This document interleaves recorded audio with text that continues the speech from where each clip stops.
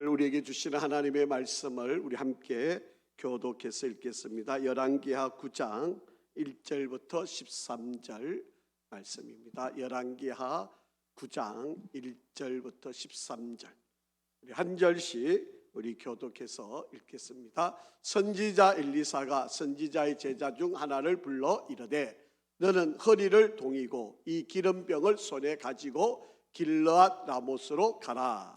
거기에 이르거든 님시의 손자 여호사밧의 아들 예후를 찾아 들어가서 그의 형제 중에서 일어나게 하고 그를 데리고 골방으로 들어가 기름병을 가지고 그의 머리에 부으며 이르기를 여호와의 말씀이 내가 네게 기름을 부어 이스라엘 왕으로 삼노라 하셨느니라 하고 곧 문을 열고 도망하되 지체하지 말지니라 하니 그 청년 곧 그 선지자의 청년이 길르앗 라몬으로 가니라.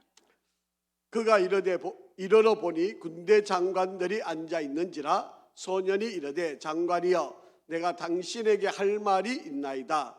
예후가 이르되 우리 모든 사람 중에 누구에게 하려느냐 하니 이르되 장관이여 당신에게니이다 하는지라.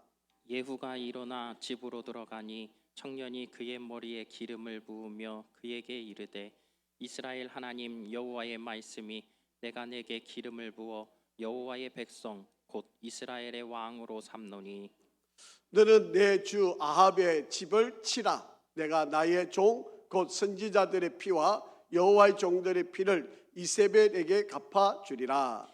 아합의 온 집이 멸망하리니 이스라엘 중에 매인자나 노인자나 아합에게 속한 모든 남자는 내가 다 멸절하되 아합의 집을 느밧의 아들 여로보암의 집과 같게 하며 또 아히야의 아들 바하사의 집과 같게 할지라. 이스라엘 지방에서 개들이 이세벨을 먹으리니 그를 장사할 사람이 없으리라 하셨느니라 하고 곧 문을 열고 도망하니라. 예후가 나와서 그의 주인인 신복들에게 이르니 한 사람이 그에게 묻되 평안하냐? 그 미친 자가 무슨 까닭으로 그들에게 왔더냐? 대답하되 그들들이 그 사람과 그가 말한 것을 알리라 하더라. 무리가 이르되 당치 아니한 말이라 청하건대 그대는 우리에게 이르라 하니 대답하되 그가 이리 내게 말하여 이르기를 여호와의 말씀이 내가 내게 기름을 부어 이스라엘 왕으로 삼는다 하셨다 하더라 하는지라. 같이 읽겠습니다. 무리가 각각 자기의 옷을 급히 가져다가 선돌 위 곧 에우세 밑에 깔고 나팔을 불며 이르되 예후는 왕이라 하느니라. 아멘. 할렐루야. 우리 한번 인사 한번 하실까요? 하나님은 항상 선하십니다. 한 번 더 인사하겠습니다. 하나님은 항상 옳으십니다. 예, 처서도 지났는데 지금 날씨가 아주 많이 덥습니다. 일기예보로 보면 관측사상 이 9월 달에 이렇게 열대야가 있는 일은 없었었는데 9월 달에 또 이렇게 밤에 또 이번 주간이 계속 덥다고 그러니까 여러분 건강 잘 살피시기를 바랍니다. 오늘은 열왕기하 말씀 14번째 시간입니다. 하나님의 때를 기다리라, 그런 제목의 말씀을 오늘 잠깐 생각을 해보려고 합니다. 이스라엘 백성들이 여호수아의 인도함을 따라서 가나안 땅을 정복하는 일에 있어서 첫 번째 요단강을 건너고 첫 번째 여리고성을 공략을 할 때였습니다. 하나님께서 이스라엘 백성들에게 사실은 전쟁의 경험이 없죠. 물론 40년 동안 광야를 지나오면서 몇 번의 전쟁들이 있었지만 사실은 전적인 하나님의 도움이었죠.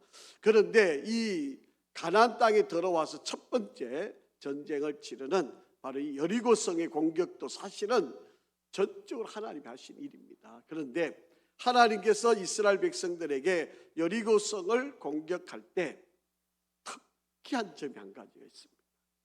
여러분 다 알다시피 이스라엘 백성들이 여리고성을 하루에 한 바퀴씩 돌도록 되어 있잖아요. 그리고 7째 날에는 7바퀴를 도는데, 자, 일곱 바퀴 도는 때에 여호수아 6장 10절에 보면 이렇게 하나님이 말씀하셨어요. 여호수아가 백성에게 명령하여 이르되 너희는 외치지 말며 너희의 음성을 들리게 할지 말며 너희 입에서 아무 말도 내지 말라.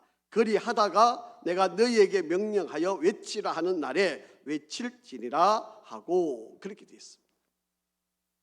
여러분 한번 상식적으로 한번 생각을 한번 해보세요. 여러분 전쟁을 하고 있습니다. 그리고 아주 강력한 여리고성, 초롱성과 같은 여리고성을 공격을 해요. 이 땅을 차지해야 됩니다. 이거를 빼앗아야만 이제 가나안 땅에 들어갈 수 있게 돼요. 그런데 그 땅을 정복하는데 하나님이 가르쳐 주신 방법은 성을 주위를 한 바퀴씩 돌아라, 그렇게 하는 거예요. 여러분 같으면 어떻게 받아들일 수 있어요? 이해가 되겠습니까? 아니, 성을 공격해야 되는데 이 성을 뭐 무기를 주신다든지 아니면 좋은 전략을 만들어 가지고 밤에 뭐 기습을 한다든지 아니면 뭐가 특별한 무기를 주시다든지 이러면 아마 여러분 이해가 되죠. 여리고성을, 이렇게 튼튼한 여리고성을 공격하는데 하나님이 이런 무기를 주셨구나, 이런 전략을 주셨구나, 이해가 되는데, 여러분 성을 한 바퀴씩 돌아라. 여러분 어떻게 받아들이세요? 저는 이 구절을 읽을 때 어떻게 이 일에 과연 순종이 가능할까? 과연 순종이 가능할까? 여러분 주의 일을 할 때 여러분들도 아마 종종 여러분에게 일어날 수 있는 일들일 겁니다. 도저히 내 상식으로, 아니 내가 경험으로, 내가 여태까지 살아온 나의 삶의 여러 가지 내 경험상으로 지금 이 상황을 받아들인다는 거 도저히 있을 수 없어요. 그러면 일반적으로 우리가 하는 행태가 뭘까요? 불평을 하죠. 왜? 아니 하나님 여기까지 우리를 40년 동안 이 고생하고 여기까지 끌고 와서 겨우 한다는 게 이 성 한 바퀴 돌아라? 이럴 수 있어? 아마 주변에 있는 사람들끼리 아마 이런 이야기가 자연스럽게 나오지 않았을까요? 여러분 우리들도 신앙생활 하다 보면 도저히 내가 이해가 안 됩니다. 도저히 용납이 안 돼요. 받아들일 수가 없어요.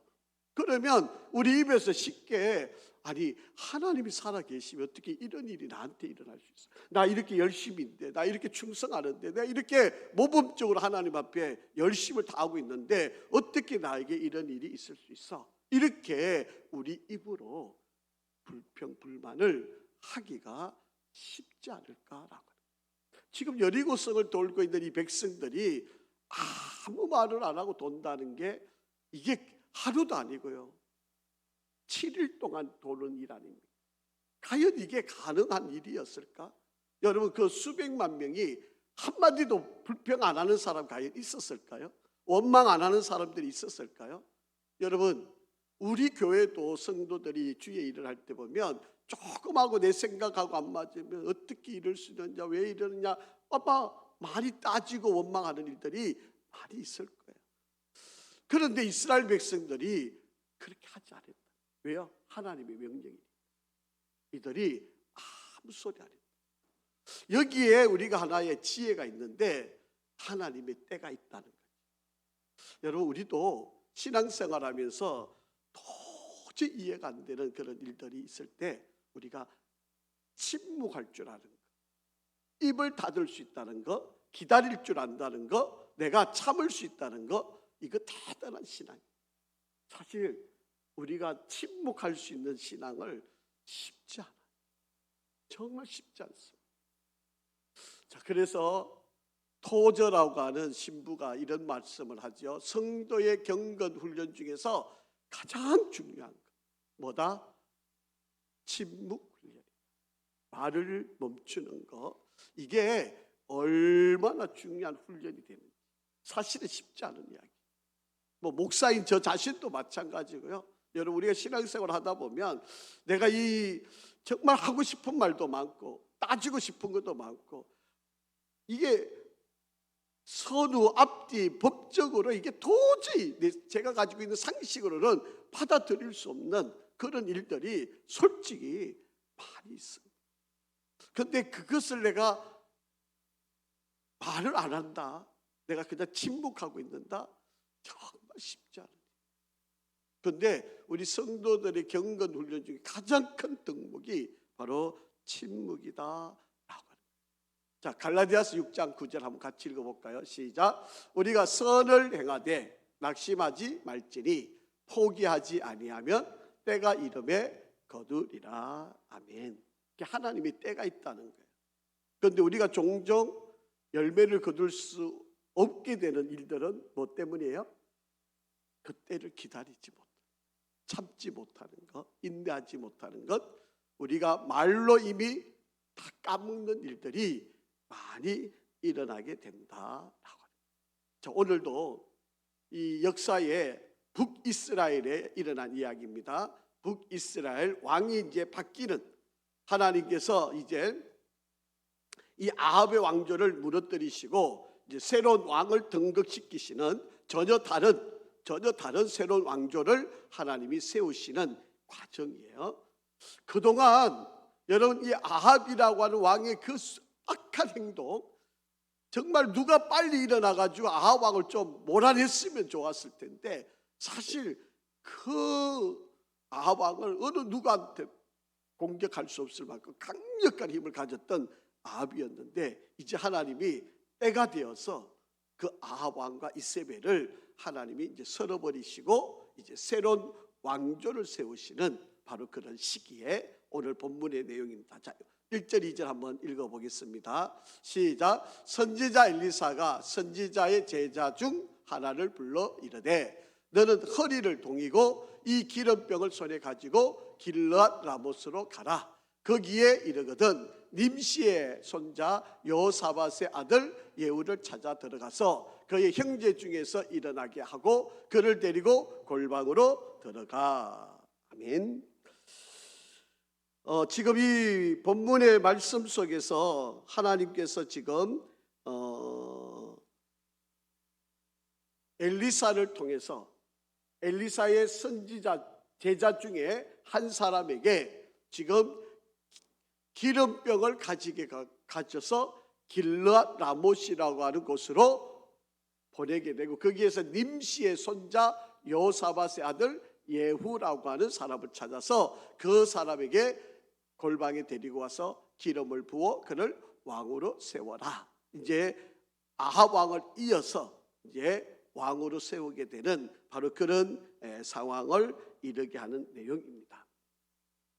자, 여러분, 이 지도상에 보시면 이제 이것이 길르앗 라못입니다. 여러분, 이 요단강이 요 가운데 있죠. 요단강이 요 가운데, 이게 요단강이고, 이 요단강 건너편에 이 동쪽으로 지금 이 길르앗 라못이 있는데, 다윗이 전쟁을 해서 이 아람 군대를, 이 지역을 차지하게 되고 이곳에 군사를 파견을 해가지고 이것을 관리하도록 되어 있습니다. 그런데 이제 종종 이 아람의 왕들이 이제 이스라엘을 공격해 올 때, 이스라엘이 약해지면 저 아람 왕이 공격을 해와가지고 계속해서 이 땅을 회복시키려고, 자기들이 지금 다스림을 당하고 있는 이 땅을 회복시키기 위해서 계속 이스라엘을 공격해 오고 있는 이제 그런 시기 속에서도 여전히 아직까지는 바로 이 이스라엘이 장군들을 보내서 관리하도록, 이 아람 땅에 이 길르앗 라못을 관리하도록 되어 있는 바로 그런 지역이, 아마도 이 예후라고 하는 사람은 장군이었던 것 같고요. 그리고 이 장군이 아마 이 아람 지역 길르앗 라못을 아마 책임지고 관리하는 그런 책임자로 아마 이곳에 가 있는 아마 그런 상황인 것 같습니다. 그래서 이 길르앗 라못에서 군대들을 이끌고 그 땅을 다스리고 있는 바로 그런 상황들입니다.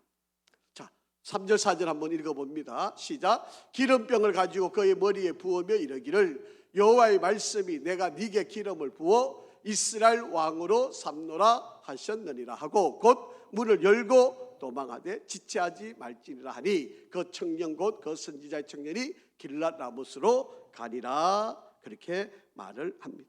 이제 선지자 엘리사로부터 아주 엄중한 사명을 받았죠. 이 선지자 이 생도는. 그래서 허리를 동이고 빨리 이제 그 선생님의 명령을 가지고 이 길랏 라모스로 가서 새로 이스라엘 왕이 될 바로 이 예후에게 기름을 부어 주기 위해서 길랏 라모스로 달려가는 그런 상황입니다. 여러분, 이 상황이요, 엘리야 시대에 이미 예언되어져 있는 바로 그런 상황이 되어져 있습니다. 자, 여러분, 이 지도를, 이 그림을 한번 보시면 위쪽이 북이스라엘이고 남쪽이 유다 왕입니다. 똑같은 시기를 이제 시기를 맞춰놓고 그 당대의 왕들의 상황들을 보는데, 지금 아합 왕, 아시야, 요람 이어서 이제 예후라고 하는 이제 새로운 왕을 등극시키기 위해서 지금 하나님께서 이 기름을 부어로 지금 선지자 생도를 보내고 있는 장면이요. 여러분, 남쪽 유다를 한번 보세요. 이 아합 왕 시대는 여호사밧 왕이었고, 그 다음에 여호람, 아시야가 1년밖에 못 다스립니다. 그리고 이 아시야가 죽고 난 뒤에 아달랴라고 하는 어머니가 왕위로 되고 여왕이 되어서 유대 역사상에 여왕이 처음 등장하는 유일한 한 사람이 아달랴라고 하는 여인입니다. 그리고 이제 몰래 숨겨져 있었던 이 아달랴가 이 모든 왕자들 다 죽였거든요. 다 죽였는데 그 중에 유일하게 이 요아스라고 하는 이 아들 왕자를 몰래 숨겨놨다가 바로 이 아이가 이제 자라서 이제 왕으로 등극하는, 그 예후가 다스리던 시대하고 그 다음에 이 아달랴 요아스가 다스리는 시대가 이제 맞물려가는 이제 그런 시대입니다. 그러니까 여러분, 이 여호사밧 그리고 요아스, 좀 이게 통치 기간이 좀 길고 있는 것을 보면 선한 왕이었다라고 하는 것을 우리가 좀 볼 수 있는 거죠. 물론 북쪽에 있는 북왕국 이스라엘은 다 악한 왕입니다. 아무리 오래 다스려도 다 악한 왕들인데, 남쪽에는 선한 왕들이 몇몇이 있었던 이제 그런 시기입니다. 자, 이런 역사 속에서 하나님께서 열왕기상 19장 15절 18절을 보면 이미 예언되어진 사건이 있었어요. 자, 한번 읽어보죠. 시작. 여호와께서 그에게 이르시되 너는 내 길을 돌이켜 광야를 통하여, 자, 첫 번째, 다메섹에 가서 이르되 하사엘에게 기름을 부어 아람의 왕이 되게 하고, 첫째는 하사엘을 왕으로 세워라. 그래서 아람의 왕, 아람이라는 나라를 왕이 되게 만들고, 두 번째, 너는 또 님시 아들 예후에게 기름을 부어 이스라엘의 왕이 되게 하고, 세 번째, 아벨 무홀라 사바스의 아들 엘리사에게 기름을 부어 너를 대신하여 선지자가 되게 하라. 하사엘의 칼을 피하는 자에게 예후가 죽일 것이요 예후의 칼을 피하는 자에게 엘리사가 죽이리라. 그러나 내가 이스라엘 가운데 7,000명을 남기리니 다 바알에게 무릎을 꿇지 아니하고 다 바알에게 입맞추지 아니한 자니라. 그렇게 말씀합니다. 이미 하나님께서 엘리야를 통해서 이미 세 가지 하나님의 역사하실 일들 이미 예언을 해놓은 거예요. 그 예언이 실현되어져 가고 있는, 여러분, 엘리사가 이제 엘리야를 이어서 선지자가 되었죠.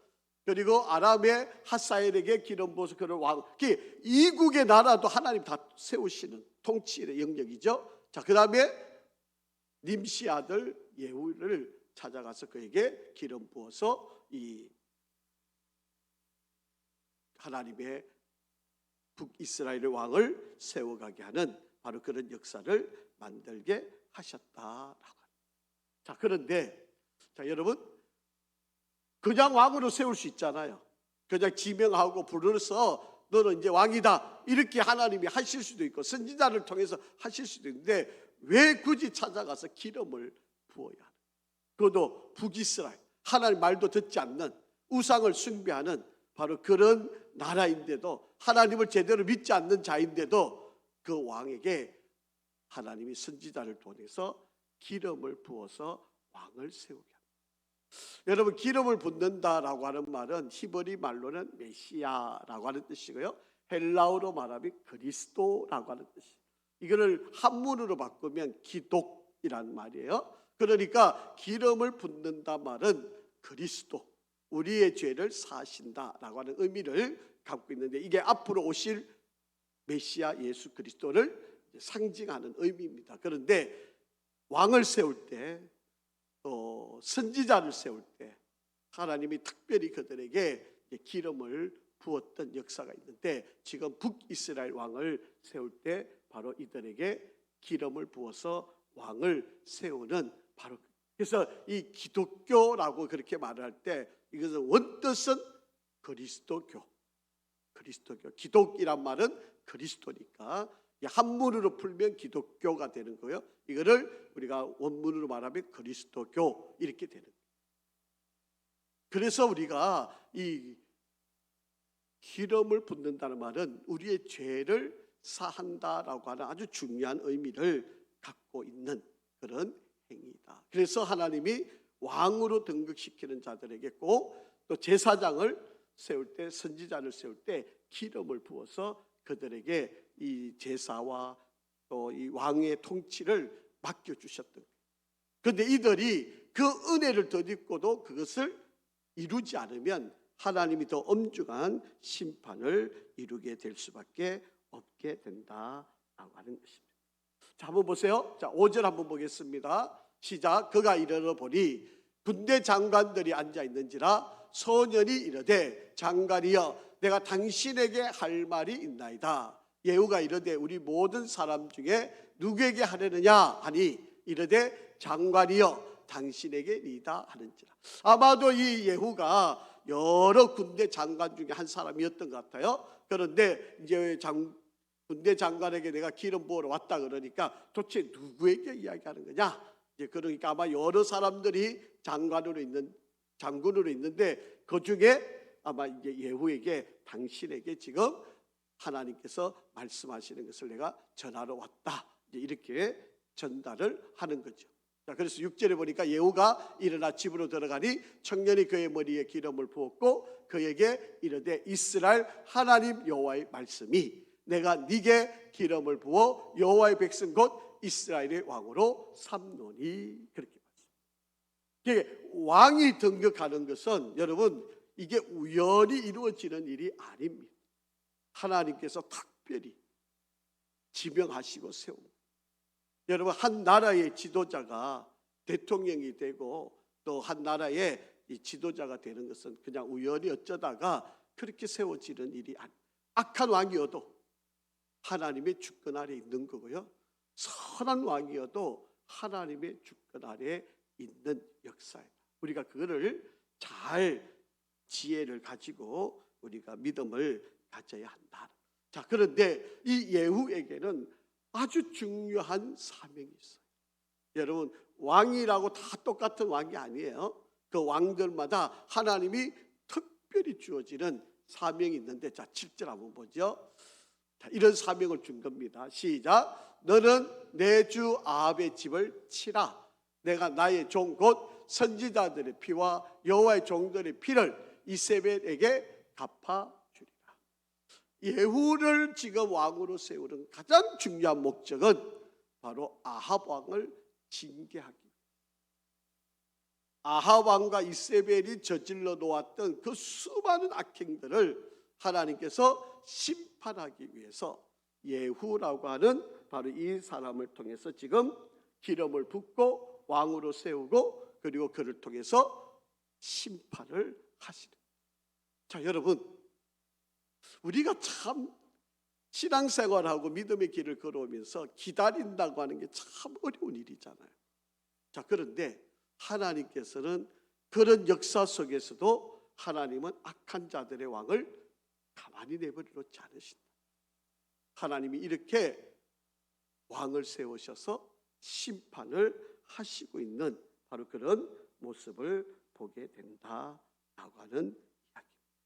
물론 북이스라엘이란 자체가 하나님을 저버리고 우상을 숭배하고 어느 하나 왕들 중에 선한 왕이 나오지 않는 모든 이들이 다 악한 왕이에요.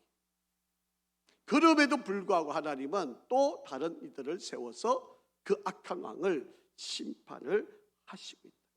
자, 그러니까 저와 여러분이 신앙생활하면서 우리가 하나님의 때를 기다린다라고 하는 것이 얼마나 중요해요. 여러분 그 긴 세월을 이들이 참을 수 있다. 기다릴 수 있다는 게 정말 쉽지 않아요. 여러분, 이스라엘 백성들이 포로로 잡혀가는 기간이 70년이거든요. 물론 마지막에 포로로 잡혀갔던 이들하고 처음에 포로로 잡혀갔던 이들의 이 기간 차이가 약 20년이 납니다. 그러니까 약 50년을 이제 마지막에 잡혀갔던 사람이 약 50년 정도 포로 생활을 하게 되는 거, 처음에 잡혀갔던 사람 70년을 포로 생활하죠. 이 70년의 하나님 포로 생활 가운데 이들이 기다리고 있다는 게 이게 쉬운 일이냐. 저와 여러분이 믿음의 길을 걸어가면서 때로는 10년, 때로는 5년, 때로는 1년 우리가 참고 기다린다는 것이 쉬운 이야기가. 이거를 기다릴 줄 아는 것, 하나님의 때에 하나님의 방법이 하나님이 역사하신다는 것을 믿고 기다림의 지혜, 하나님의 때를 기다릴 수 있는 지혜를 갖는다는 것이 얼마나. 여러분, 아합의 집 이세벨의 이 악행들이 영원할 것처럼 보였잖아요. 그런데 하나님께서 예후라고 하는 사람을 들어 세워서 지금 이 아합의 집안 자식들과 이세벨을 하나님이 심판을 하죠. 그래서 우리가 이 하나님의 때를 기다린다는 것이 얼마나 중요한 일인가라고. 자, 8절 한번 읽어보겠습니다. 시작. 아합의 온 집이 멸망하리니 이스라엘 중에 매인자나 노인자나 아합에게 속한 모든 남자는 내가 다 멸절하리라. 하나도 안 남겨. 하나님께서 이들의 모든 족속을 멸하겠다라고 그렇게 말씀을 하고 있다라고. 하나님은 절대로 죄를 용납하지 않으세요. 우리가 보기에는 그 기간이 길어질 뿐이고 우리가 조금 더 기다려야 할 시간이 필요할 수 있을는지는 모르지만 하나님은 절대로 죄인들을 그대로 내버려 놓지 않으신다. 우리는 그것을 믿음을 갖고. 그런데 내 손으로 그 일을 처리하려고 그러면 이거는 매우 위험한 생각이 된다라고 하는 겁니다.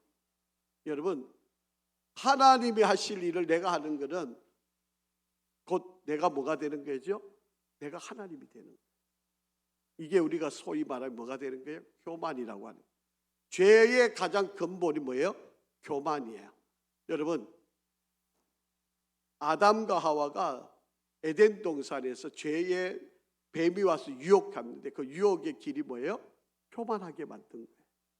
이 선악을 알게 하는 나무 왜 다 먹게 해놓고 이거 하나만 먹지 말라 그래? 이거 먹으면 너가 하나님처럼 돼. 그러니까 이거 먹지 말라 그런 거야. 너 이거 따먹으면 하나님같이 눈이 밝아져가지고 내가 모든 것을 다 판단하고 모든 것이 하나님처럼 될 수 있어. 그러니까 이거 따먹으면 너 하나님이 되는 거야. 이렇게 유혹을 한 거야. 그러고 나서 그전에는 관심도 없었는데 그러고 보니까 보암직도 하고 먹음직도 하고 탐스럽기까지. 그래서 따먹는 거야. 그런데 그 따먹은 결과가 어떻게 돼요? 이전에는 벌거벗어도 부끄러운 줄 몰랐어요. 그런데 벌거벗은 게 창피해졌어요. 부끄러워요. 그래서 나뭇잎을 가지고 가려. 이게 자꾸 우리 인간이 숨김의 모습들이 나타나게 돼요. 이 교만이라고 하는 게 모든. 그래서 하나님이 하실 일을 하나님의 때에 하나님이 하시도록 우리가 참고 기다려야 되는데 우리가 그걸 못 참고 내가 뭐를 자꾸 하려고 그러는 거예요. 이게 교만이에요. 교만. 이게 우리가 가장 큰 죄악이에요. 모든 우리 인생사에 여러분 죄의 근원은 바로 이 교만에서 나오는 거예요. 내가 하나님이 되려고 하는, 내가 모든 것을 결정하려고 하는, 내가 모든 것의 판단의 근간, 기준이 되려고 하는 것, 이것이 바로 우리가 교만하게. 이게 가장 무서운. 하나님이 이렇게 사람을 들어서 일을 다 하시는데 우리는 내가 어떻게 그건 빨리 될 것처럼 보이죠. 그게 빨리 쉽게 될 것처럼 보이는 거죠. 그런데 그게 아니에요. 여러분, 이때까지 기다렸다는 것 자체는 쉬운 일이 아니죠. 이때까지 여러분 할 수만 있다면 뭐 온갖 방법을 다 동원해가 저 가족들을 다 몰살시킬 수도 있었을 거 아니에요. 반역이 일어날 수도 있었지 않겠습니까? 그런데 하나님이 때에 따라 이들을 세우셨다라고. 자, 9절 한번 보세요. 시작. 아합의 집을 느바스의 아들 여로보암의 집과 같게 하며 또 아히야의 아들 바하사의 집과 같게 할지라. 그렇게 말합니다. 여러분, 하나님을 대적했던 모든 길은 두 갈래 길로 가는 거죠. 하나는 다윗의 길로 가든지 아니면 여로보암의 길로 가든지. 하나님의 모든 인생길의 판단의 근거는 다윗의 길로 가든지 아니면 여로보암의 길로 가든지. 여로보암의 길은 죽음과 멸망과 패망이지만 다윗의 길은 용서와 은혜와 구원의 길. 지금 아합의 집은 어느 길로 가는 거예요? 바로 여로보암의 집으로. 이렇게 하나님이 멸망시키고 심판하시고 이들에게 큰 다시 씻을 수 없는 고통 가운데 이들을 인도했다라고. 자, 한번 보세요. 10절. 그렇게 시설이 퍼펄했던 바로 이 이세벨이, 자, 어떻게 돼요? 10절 시작. 이스라엘 지방에서 개들이 이세벨을 먹으리니 그를 장사할 사람이 없으리라 하셨느니라 하고 곧 문을 열고 도망. 여러분, 이스라엘 사람들에게 있어서 개는요 가장 수치스러운 동물, 가장 더러운 동물이에요. 왜냐하면 이 벨선물로 먹고 또 토했던 걸 먹고 이런 짐승이기 때문에 이스라엘 관점에서 하나님의 백성들 입장에서 보면 이 개는 가장 추악하고 더러운 바로 전형적인 동물이 바로 개라고 하는. 그 개들이 이세벨의 피를 핥았습니다. 그러니까 치욕적인 죽음을 맞이하는, 이 시체를 장사 지낼 수 없는 바로 그런 상황이. 하나님이 심판을 그렇게 하시는 거예요. 이 사람들 때문에 얼마나 수많은 사람들이 희생당하고 하나님의 사람들이 얼마나 고통을 당하고 죽음을 맞이했습니다.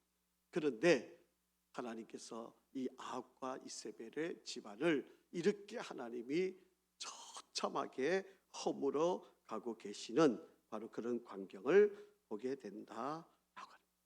이것도 이미 다 예언되어 있었던 상황이에요. 자, 열왕기상 16장 1절부터 7절 한번 보죠. 시작. 여호와의 말씀이 하나니의 아들 예후에게 임하여 바하사를 꾸짖어 이르시되 내가 너를 티끌에서 들어 내 백성 이스라엘 위에 주권자가 되게 하였거늘 네가 여로보암의 길로 행하며 내 백성 이스라엘에게 범죄하게 하여 그들의 죄로 나를 노엽게 하였은즉 내가 너 바하사와 내 집을 썰어버려 내 집이 느바스의 아들 여로보암 집 같게 되게 하리니 바하사에게 속한 자가 성읍에서 죽은즉 개가 먹고 그에게 속한 자가 들에서 죽은즉 공중의 새가 먹으리라 하셨더라. 바하사의 남은 사적과 행한 모든 일과 권세는 이스라엘 왕 역대지략에 기록되지 아니하였느냐. 바하사가 그의 조상들과 함께 자매 디르사에 장사되고 그의 아들 엘라가 대신하여 왕이 되리라. 여호와의 말씀이 하나니의 아들 선지자 예후에게도 임하사 바하사와 그의 집을 꾸짖으시면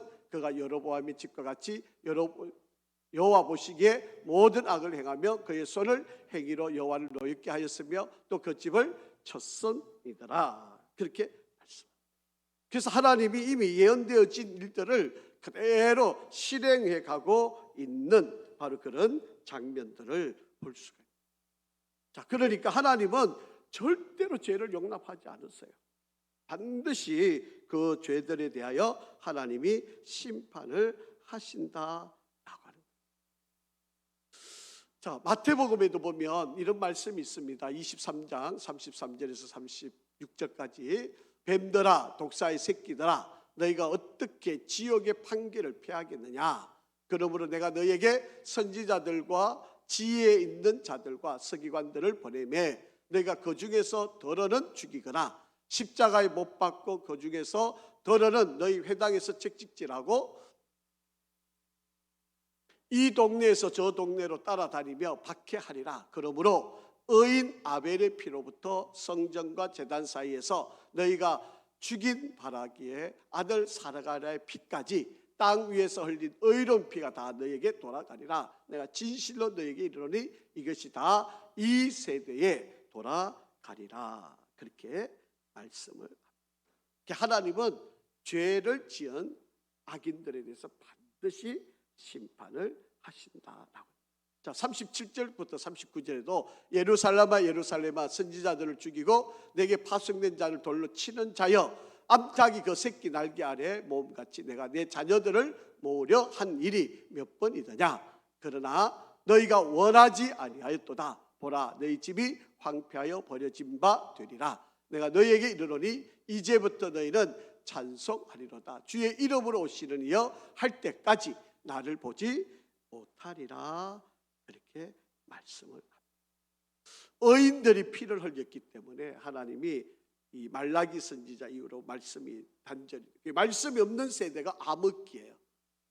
여러분, 말라기로부터 세례 요한이 다시 와서 예수 그리스도 오시는 길을 준비하는 그 길이 약 400년이죠. 400년 동안 하나님의 말씀이 들리지를 않았다. 여러분, 지금 우리가 하나님의 말씀을 읽을 수 있는 것도 은혜이고요. 이 말씀을 우리가 상고하고 이 말씀을 나눌 수 있다는 것도 은혜이고요. 여러분, 마지막 때가 되면요, 하나님의 말씀이 사라지는 때입니다. 여러분, 지금 북한에 한번 가보세요. 여러분, 북한에 있는 우리 믿음의 우리 같은 성도들은 성경 한번 보고 만져보고 죽는 게 이게 소원이에요. 우리는 지금 뭐 그냥 성전이 그냥 성경이 널려 있지만, 여러분, 북한에 있는 우리 성도들은요, 성경 한번 만져보고도 죽고 싶은 분들이 얼마나 많은지. 여러분, 북한에 가서 선교하시고 있는 분들은 이 쪽복음, 요한복음 이거를 몸에 테이프로 붙여가지고 들고, 왜냐하면 성경을 못 들고 가니까. 뭐 그러면서도 또 몸을 감시해가지고 이게 들키기도 한다 그러는데요. 근데 선교사님들이 몸에다가 이 테이프를 붙여가지고요, 그래가지고 이 성경을 들고 간다 그러잖아요. 어떤 할머니가 이 거리를 지나다가 그 목사님을, 선교사님을 보고 자기가 보기에 선교사님 같아서 그 선교사님들이 달려 들어가. 그게 여러분, 뭐 북한에서는 이 선교사가 들어가면 다 감시할 거 아니겠습니까? 그게 이 감시원들이 붙어서 따르는데 자기 생명을 걸고 그 선교사님들 달려서 제가 성경 한번 만져보고 죽고 싶다고. 그래가지고 끌려갔는데 어디로 갔는지 모르신다 그러죠. 여러분, 이런 현상들이 마지막 때가 되면요, 우리에게도 아마 이런 일이 일어날 수도 있을는지 모릅니다. 여러분, 우리가 성경이 지금이야 뭐 이러니까 뭐 이게 뭐 없어진다는 게 이해가 안 되죠. 하나님 말씀이 전해지지 않는다는 게 우리는 지금 이해가 안 되는데, 마지막 때는요, 이런 일이 벌어지게 된다라고 합니다. 자, 요한계시록에도 한번 볼까요? 요한계시록 18장 20절에서 24절 시작. 하늘과 성도들과 사도들과 선지자들아, 그로 말미암아 즐거워하라. 하나님이 너희를 위하여 그에게 심판을 행하셨음이라 하더라. 이에 한 힘센 천사가 큰 맷돌 같은 돌을 들어 바다에 던져 이르되, 큰 성 바벨론이 이같이 비참하게 던져져 결코 다시 보이지 아니하리로다. 또 검은 것 타는 자와 풍류하는 자와 퉁소 부는 자와 나팔 부는 자들의 소리가 결코 다시 내 안에서 들리지 아니하고, 어떠한 세공자든지 결코 다시 내 안에서 보이지 아니하고, 또 맷돌 소리가 결코 다시 내 안에서 들리지 아니하고, 등불 빛이 결코 다시 내 안에서 비치지 아니하고, 신랑과 신부의 음성이 결코 다시 내 안에서 들리지 아니하리로다. 너의 상인들은 땅의 왕족들이라 내 복술로 말미암아 만국이 미혹되었도다. 선지자들과 성도들과 및 땅 위에 죽임을 당한 모든 자의 피가 그 성 중에서 발견되었느니라 하더라. 그렇게 이야기합니다.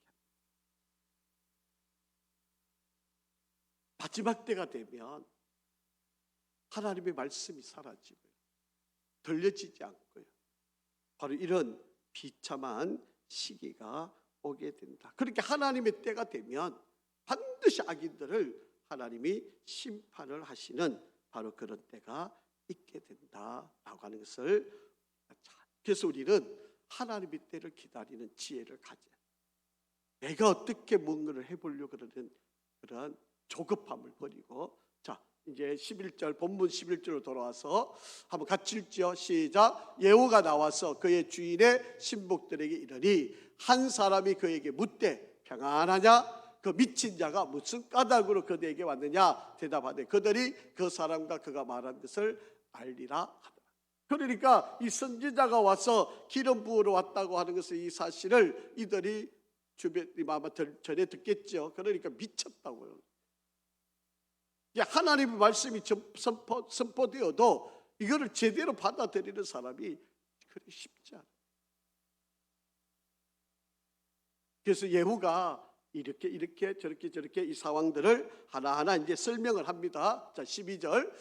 무리가 이르되 당치 아니한 말이라 청하건대 그대는 우리에게 이르라 하니 대답하되 그가 이리 내게 말하여 이르기를 여호와의 말씀이 내가 네게 기름을 부어 이스라엘 왕으로 삼는다 하셨다 하라 하는지. 미쳤다고 그랬잖아요.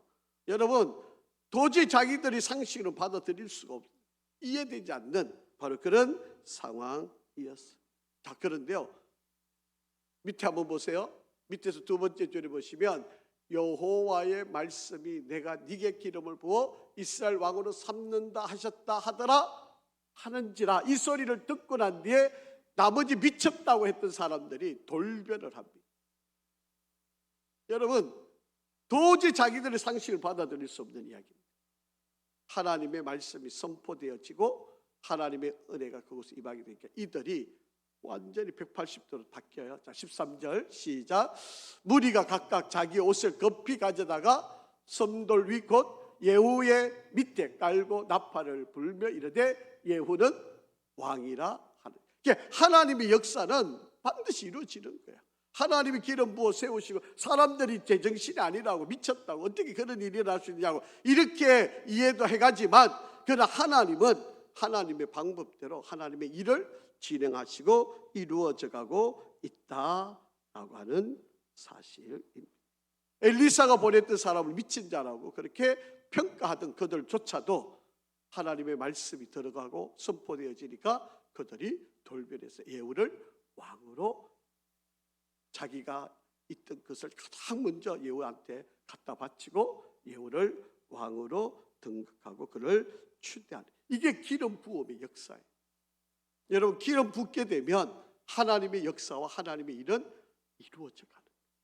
그게 여러분, 이 기름 부음의 은혜가 얼마나 큰지를 여러분 조심하셔야 돼요. 그냥 기름 부음의 은혜가 그냥 이루어지는 일이 아니다라고. 여러분, 별거 아니 같은 사람 예후잖아요.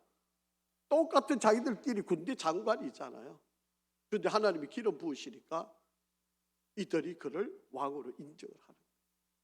여러분, 하나님의 기름 부으심의 역사가 바로 이런, 전혀 뜻하지 않는, 전혀 아닌, 옳지 않은, 의롭지 않은 그런 사람일지라도 하나님께서 기름 부으시고 그 기름 부음의 역사로 그가 왕이 되고, 그리고 주변의 사람들이 그를 왕으로 다 인정을 하는 바로 그런 역사가 이루어졌다. 자, 여러분, 하나님의 방법은 하나님의 일로 감당하십니다. 그렇기 때문에 우리는 기다릴 줄 아는, 그리고 하나님의 때를 분별하는 그런 판단을 잘 하십니다. 내가 하나님의 일을 대신하려고 하는 그런 좀 조급함을 조금 내려놓으시면, 기다리세요. 기도하세요. 조금 참으세요. 그러면 하나님께서 하나님의 방법을 일을 하신다. 우리가 그걸 못 참으면 교만, 죄를 짓는, 하나님 제일 싫어하는 게 교만이잖아요. 하나님이 제일 미워하는 죄가 교만이죠. 내가 하나님을 제쳐놓고 내가 하나님을 같이 일하려고 하는 이게 교만이죠. 그게 하나님 그거를 제일, 여러분, 천사장이 타락한 것도 바로 그거 아니었어요. 모든 사람들이 그렇게 된 거예요. 그런데 여러분 한번 보세요. 가룟 유다라고 하는 제자하고 베드로라고 하는 제자가 사실은 똑같은 사람이에요. 베드로는 더한 사람이죠. 자기는 예수님을 통해서 이 나라를 바꿔보고 싶었어요.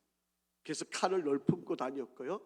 그리고 이 나라를 어떻게 하든 빨리 예수님을 통해서 혁명이 일어나가지고 정말 이 로마 식민지로부터 우리가 벗어나서 우리나라가 제대로 된 나라를 세워가고 싶어 했던 사람이 베드로예요.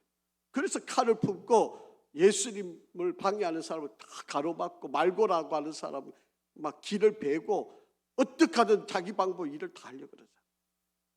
만약에 베드로가 그렇게 일을 저지르고 회개를 안 했다면 아마 가룟 유다와 똑같은 사람이에요. 그런데 가룟 유다는 자기 방법으로 예수님을 이끌고 돈으로 혁명을 하고 싶었는데 예수님이 따라오지 않으니까 예수를 팔아버리잖아요. 그런데 베드로는 회개를 했는데 가룟 유다는 회개를 안 해요. 그래서 자살을 해버립니다. 그리고 베드로는 성령 받으니까, 기름 부음의 은혜를 받으니까 베드로가 복음 전하는 역사자가 서임받게.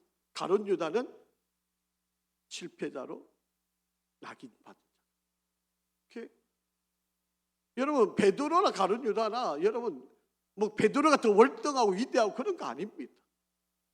어떻게 보면요 가룟 유다가 더 똑똑하고 인간적으로 보면 더 훌륭한 사람이었을는지도 몰라요.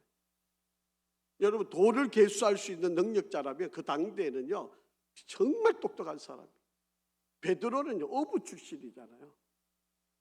별로 그렇게 배움의 지식도 없는 사람. 열정만 많아가지고 그냥 이 나라를 어떻게 한번 해보고 싶은 그런 마음만 있었던 사람. 그런데 똑같은 두 사람인데 한 사람은 성경에 시대적으로 쓰임받고 한 사람은 영원히 사라져버린, 바로 뭐가 달라진 것? 하나님의 때를 기다리지 못하고 성령의 충만한 은혜를 누리지를 못하고 기름 부음의 은혜를 누리지 못하고, 그러니까 한 사람은 실패자고 한 사람은 하나님께 귀하게 쓰입니다. 저와 여러분도 정말 이 어려운 시기, 정말 우리가 이 험한 세상을 살아갈 때 우리 모두에게도 성령의 충만한 은혜를 받아야 돼요. 그래야 기다림의 은혜가 있을 수 있어요. 그렇지 않으면 우리는 내 방법, 내 생각대로 일을 자꾸 하려고 그래요. 내 욕심이 자꾸 하나님의 뜻보다 앞서가려고 하는 유혹을 덜 받죠. 안 받는 사람이 어디 있습니까? 그러니까 우리는 실패하고 또 넘어지고 그렇게 되어지는 일이다. 오늘 그리고 우리의 믿음의 길에서 오늘 이 예후의 사건을 통해서 하나님의 때를 기다리는 지혜자, 우리 모두 기름 부음의 은혜를 받고 성령 충만한 은혜를 받아서 우리가 잘 승리해가는 우리 모든 성도들이 되기를 주의 이름으로 축복합니다. 아버지 하나님, 은혜와 사랑을 감사합니다. 우리가 하나님의 시간과 하나님의 방법과 하나님의 때를 기다려 인내할 수 있는 용기를 주시고 하나님께서 이끄시는 대로 우리 모두 잘 순종하게 도와주시옵소서. 성령 충만한 은혜를 우리 모든 이들에게 부어주시고 믿음의 역사, 하나님께 쓰임받는 기쁨의 삶이 되게 인도하여 주시옵소서. 예수 그리스도의 이름으로 기도합니다. 아멘.